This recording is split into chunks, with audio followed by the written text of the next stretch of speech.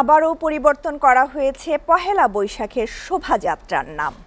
আনন্দ কিংবা মঙ্গল যাত্রা নামে নয়, এবার বাংলা বর্ষবরণের শোভাযাত্রা হবে বৈশাখী শোভাযাত্রা নামে।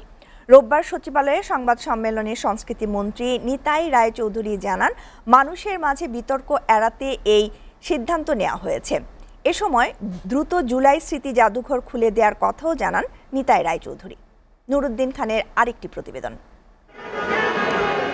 বাংলার বর্ষবরণ মানেই বাঙালির উৎসব আর মিলন মেলা। দল বেঁধে বৈশাখী মেলায় যাওয়া আবহমান বাংলার চিরায়ত রূপ।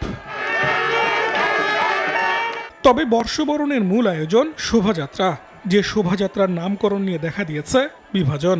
এমন বাস্তবতায় রোববার সংবাদ সম্মেলনে সংস্কৃতি মন্ত্রী নিতাই রায়চৌধুরী জানান, শোভাযাত্রা নিয়ে কোনো বিতর্ক দেখতে চায় না সরকার। তাই এখন থেকে বর্ষবরণ শোভাযাত্রা হবে বৈশাখী শোভাযাত্রা নামে। আনন্দ শোভাযাত্রাও বলবো না, মঙ্গল শোভাযাত্রাও বলবো না, শোভাযাত্রা হবে যথাযোগ্য মর্যাদার সাথে।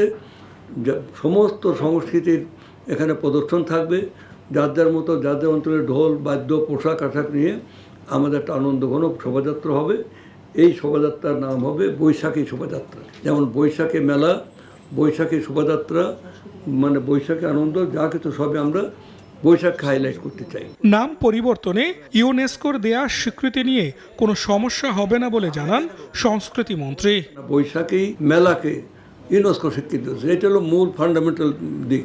সেখানে কি কি হয় সেই কথাগুলো তা বলতে পারে। শোভাযাত্রার নামে ইউনেস্কো কোনো স্বীকৃতি দেয়নি, দেশে বৈশাখী উৎসবের উপরে।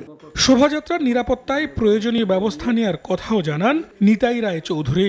আমি আগেই বলেছি, যার যার ভাবনা থাকবে, যার যার রাজনীতি আদর্শ থাকবে, কিন্তু মানে we are A nationalist government, we must protect our national interest.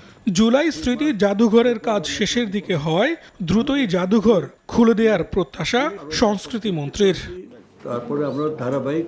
Nuruddin Khan, এসআরটিভি, Dhaka.